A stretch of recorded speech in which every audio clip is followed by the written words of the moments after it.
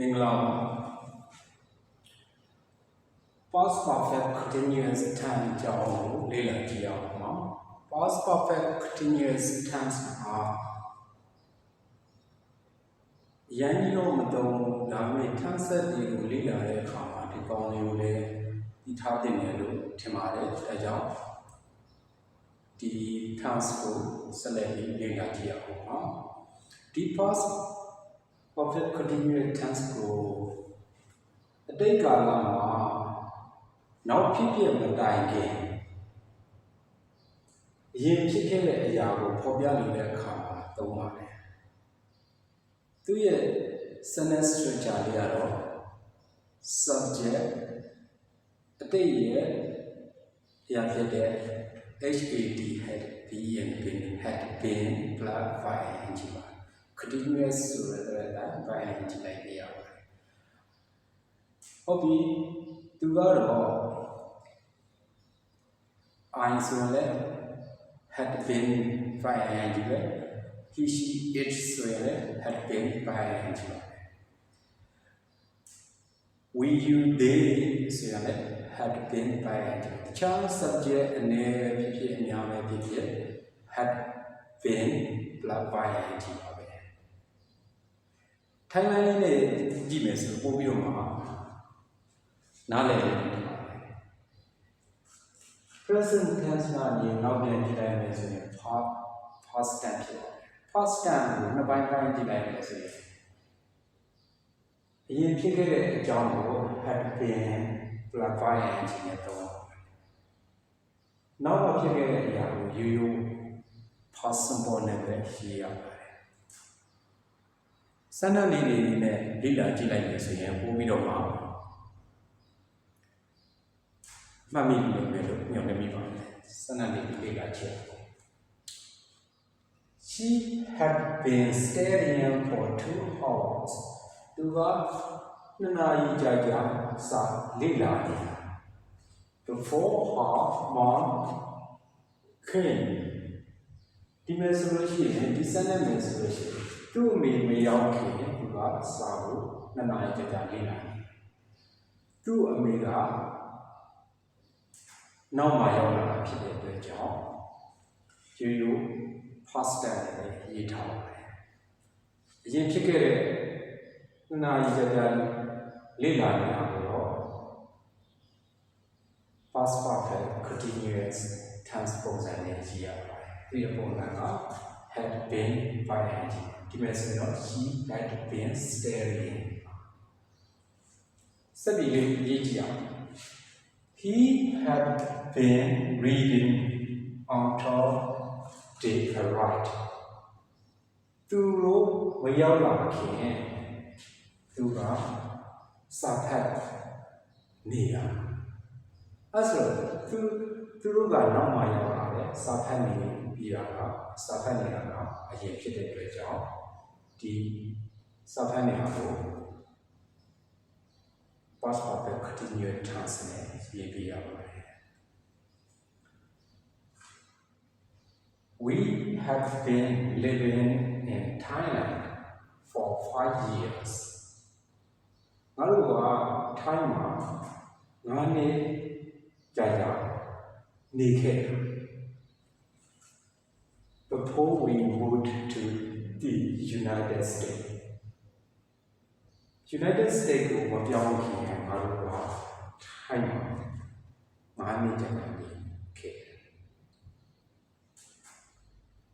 ဒီမှာဆိုရင်လည်း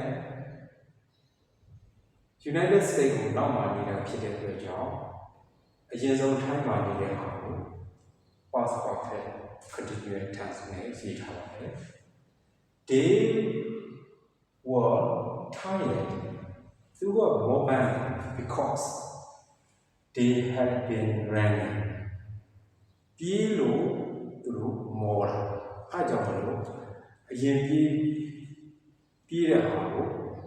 past perfect continuous tense နဲ့ရေးထားပါတယ်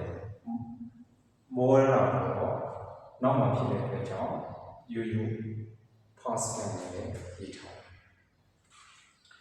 I had been teaching since 2021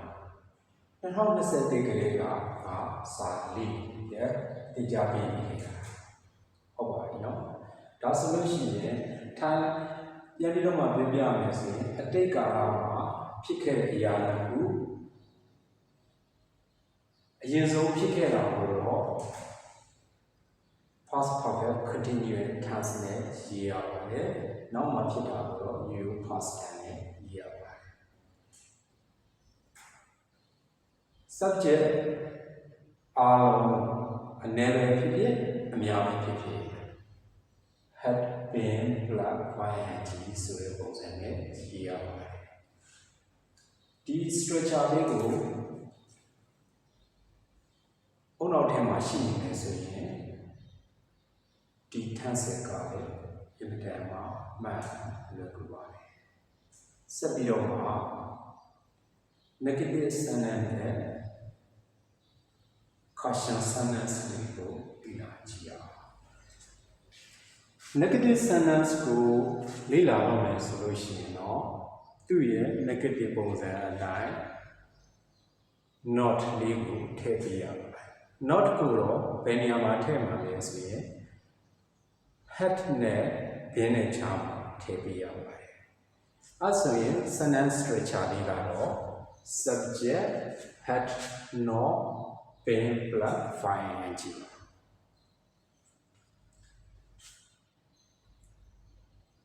စနလေးတွေရေးကြည့်မယ်ဆိုရင်ပို့ပြီးတော့မှမှတ်မိလိမ့်မယ်လို့ညွှန်လိမ့်မိပါတယ်စနလေးတွေရေးကြည့်အောင်ပါ She had not been studying before the exam စာမွေးမတိုင်နဲ့သူမကစာမလေ့လာဘူး They hadn't been working all day သူကတနေ့လုံးအလုပ်မလုပ်ဘူး I hadn't been sleeping well for a week တပတ်လုံးငါကောင်းကောင်းအိပ်မပျော်ခဲ့ဘူးဒါဆိုလို့ရှိရင်အညွှန်းဝကြလေးတွေဒီစောင့်တတ်နိုင်တယ်လို့ညွှန်လင်းနေပါတယ်ညွှန်းဝကြဆိုတဲ့အတိုင်း had နဲ့ been နဲ့ကြားမှာ not ထည့်ဖို့ဝင်မေးပါမယ်ဟုတ်ပြီဆက်ပြီး question sentence လေးတွေပြလာကြည့်အောင် question sentence နဲ့ဆိုရင်တော့ဒီရဲ့ဒီစောင့်ပေါ်ကHAD had ကိုပဲ subject ရဲ့ရှိကိုပို့ပေးလိုက်ရပါမယ်။အဲဆို sentence structure လေးကဘယ်လိုဖြစ်သွားမလဲဆိုရင် had subject been by ing နောက် question mark ဝကြလေးတွေနဲ့လောက်ကြည့်မယ်ဆိုပို့ပြီးမှတ်မိလိုက်ပါမယ်။ Had she been studying before the examစာမွေးမတိုင်နဲ့သူမကစာလေ့လာနေလား Had you been reading all day မင်းတနေ့လုံးစာဖတ်နေလား Had he been running all morning သူတမနက်ခင်းလုံးပြေးနေကြလားဒါဆိုရင်စနစ်လေးတွေကိုဒီစောက်တတ်လိမ့်မယ်လို့ညွှန်နေမိပါတယ်ဒီ past perfect continuous tense ကတော့အတိတ်ကဖြစ်ခဲ့တဲ့ဖြစ်ရပ်တွေမှာဆိုရင်အရင်ဆုံးဖြစ်ခဲ့တဲ့ဖြစ်ရပ်ကိုဒီ past perfect continuous tense နဲ့ရေးပြီးနောက်မှဖြစ်တာကိုတော့ your past tense နဲ့ရေးရပါတယ်ဒါပြီးရင် timeline အနေနဲ့ဆိုရင်ရှိရဖြစ်တာကိုအရင်ရေးပြီးနောက်ကဖြစ်တာကို you past tense နဲ့ရေးမယ်သူမဲ့တော့ use simple sentence မယ်ဆိုရင်တော့ formative sentence မယ်ဆိုရင်တော့ subject had been plus ing ပါ subject အနေနဲ့ခွဲစရာမလိုပါဘူး negative sentence မယ်ဆိုရင်တော့ subject had not been plus ing ပါ caution sentence မယ်ဆိုရင်တော့ had subject plus been plus ing ပါဒါဆိုရင်အားလုံးနားလည်လိမ့်မယ်လို့ယုံကြည်မိပါတယ် Thank you for your patience